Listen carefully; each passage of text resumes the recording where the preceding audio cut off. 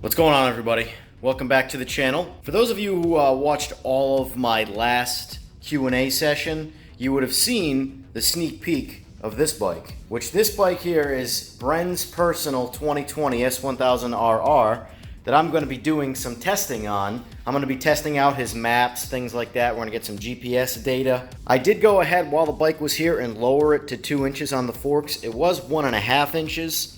And I also put on a Brock's kickstand. So essentially what I'm going to be doing is I'm going to be GPS testing this bike both with the stock map, with Bren's 93 map, and an MR12 map as well. And it's all going to be done through Bren's flasher right here that he provided me to actually do some of this testing. Currently I did load the stock tune back in it. I'm going to ride this bike around town and just get a good idea of what it feels like with the stock tune. And then I'm also going to get some 60 to 130s and stuff like that just to get a general idea of how the bike performs with the stock ECU.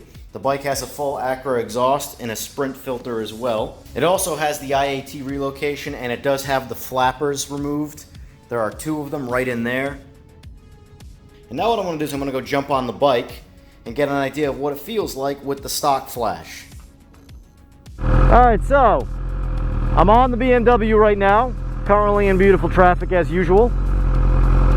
First initial impressions of it, it's definitely lacking mid-range, as other people have complained about. And it's funny because this type of motor should have power everywhere. It feels relatively gutless. Another complaint I have about the bike, besides the OEM ECU, is the seat. The seat is way too hard with the MC. The bike is surprisingly comfortable with the seat though.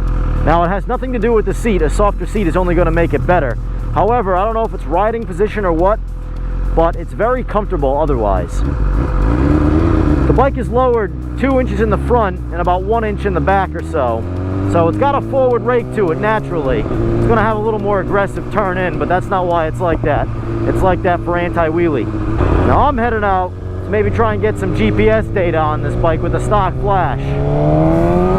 Oh wow, there's just nothing, there's no response in the mid-range on this motor. No response. Yeah. It makes my ZX-10 with a much longer second gear feel like a ZX-14 in the mid-range. There's just nothing here on this bike. Wow! There is nothing there. That is absolutely crazy. I'm just going to punch it at 60 and just see what it does.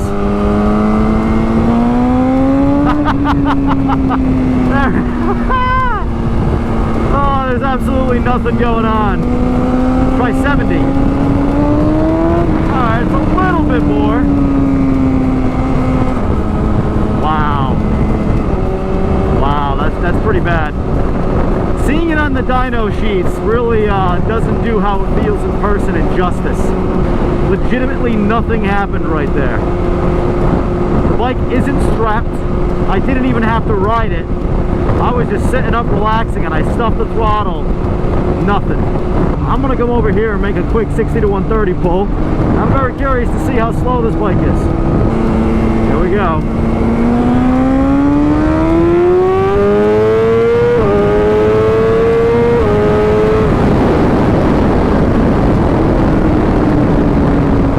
It does get going and pulling kind of nicely when it gets up in the RPM.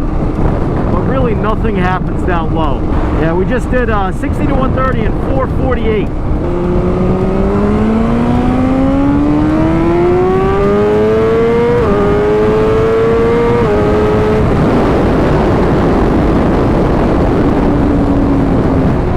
Alright, went a little faster that time. Not much though. 446 versus 448. The best way I can explain how that just felt, it feels like a 600 that gets hit with like maybe an 80 shot. Alright, so we're back on the bike. Try and get a couple more pulls in. Or at least one pull. Just as a short first initial test, comparing the tunes and my overall opinion of the bike.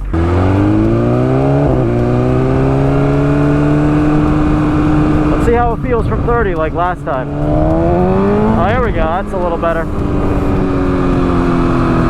Turns on a whole hell of a lot sooner. Kind of feel like the motor makes power now. Alright, alright. Now we're getting somewhere.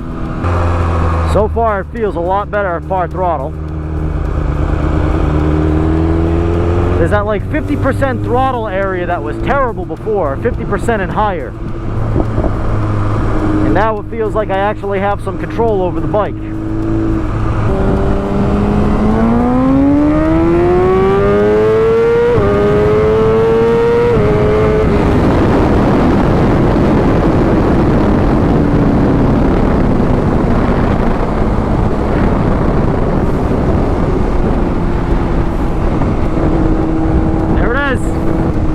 One pull, 383. However, it isn't verified, so that means we might have went a little downhill.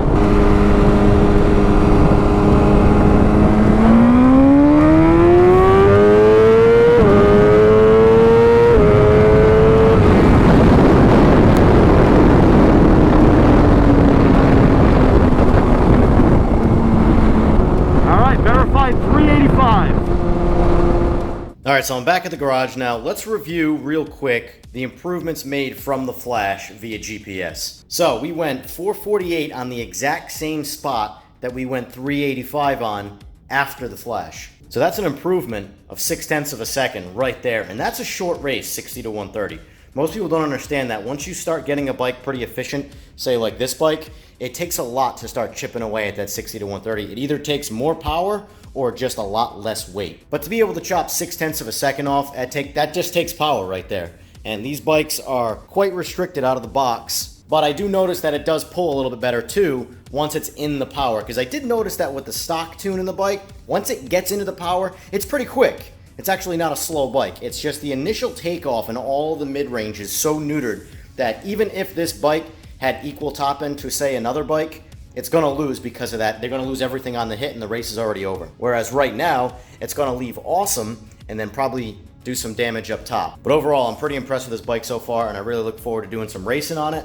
And then probably, I'm thinking maybe I'll pick up a 2021 bike. I really like the stock swing arm, so I'd love to try and keep it, especially since right now it's 58.25 inches long, the way it sits. And I can definitely get that axle back another 1/2 inch or so. Might take the Dremel mod on the swing arm, which I've done with my 10 on the stock swing arm. It can definitely do it. 59 inches on a stock swing arm bike is awesome. Still don't think first gear would work on it. It's a little light in the front end right now with the Bren Flash, but for the most part, the bike works out of second gear pretty effortlessly. You just got to get up on the tank a little bit. It's running hard, and I'm liking it so far. So we'll see in the next video how I do against either Juan's bike or good old Reloaded over here. So stay tuned for more, and I'll see you guys in the next video.